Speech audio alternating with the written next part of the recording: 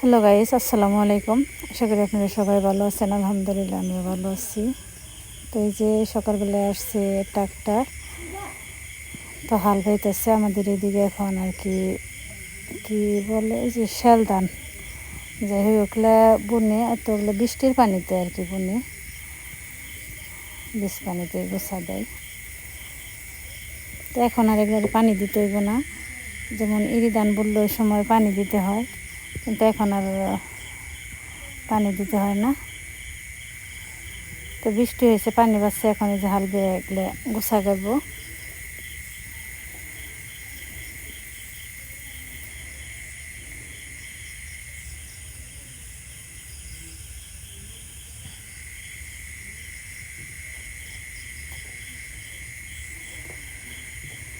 যাই হোক, চলেন যাই বাড়িতে দেখি কি করতেছে কি। তো গাছের জাম্বুরা, গাছে ফুল,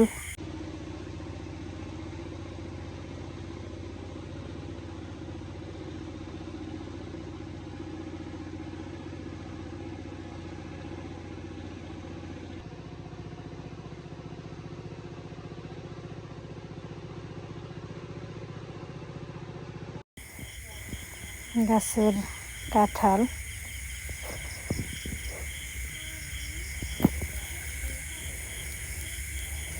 তো গোয়ালে বাঁধা গাবি,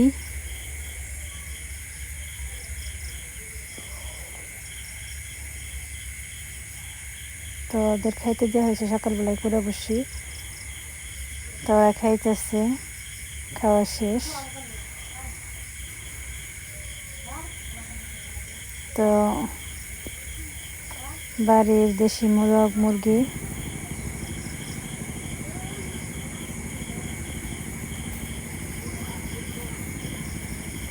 আরামসে দাঁড়িয়ে রয়েছে।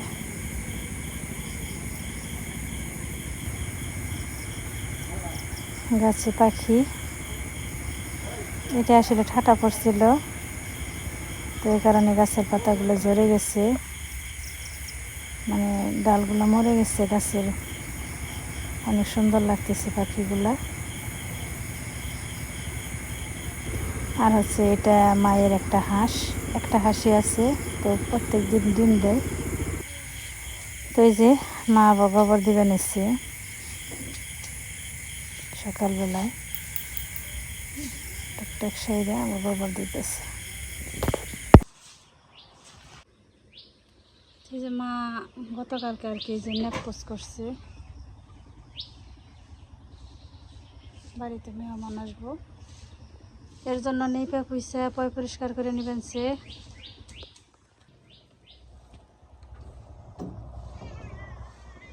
তারপরে যে কালকে আবার সারতে পারছিল না, আর দেওয়া বৃষ্টিতেও কেমন জানি ডাকাডাকি পারলো, এর জন্য দিতে পারি নাই।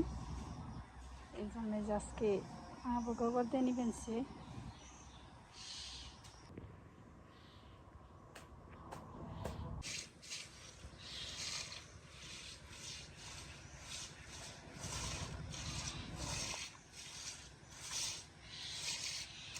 যদি বৃষ্টি পরে কেমন করবো মা?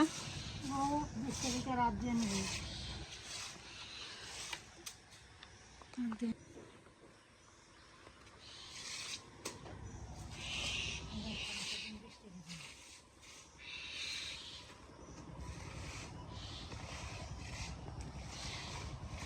বাহিরের চুলে ওগুলো নইপা পয়সা নিচে সব।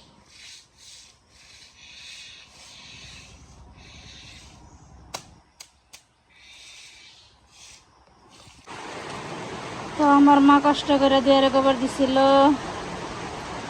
সব বৃষ্টির পানিতে দিয়ে যাইতেছে।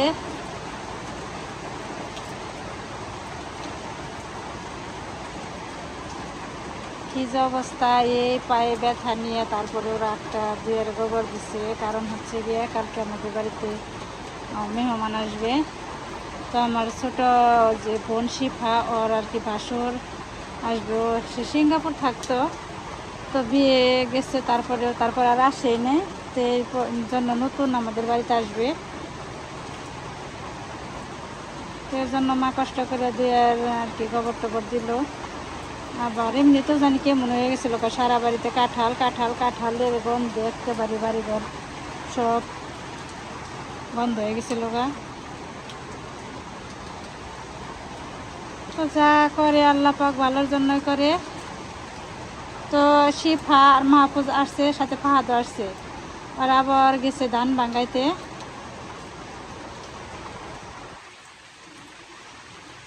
তো ধান ভাঙ্গে আসক, এদিকে কি মেলায় বাবুতে বৃষ্টি শুরু হইলো।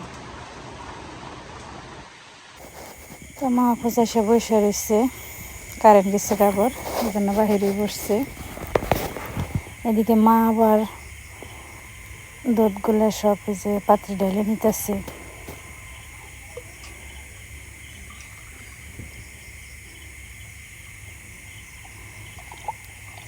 তো মেপে দিতেছে, তো শেষে পরিমাণ করতে পারবো এর জন্য।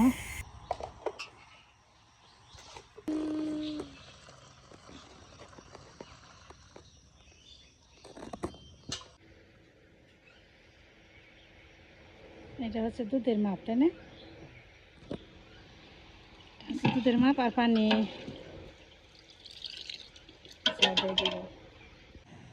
তো মা আর শিফা গেছে ঘাস আনতে, আমি আবার দুধ জাল দিতেছি। আর এদিকে যে আবার গরুরে খাইতে দিতেছি, গরু খাইতেছে।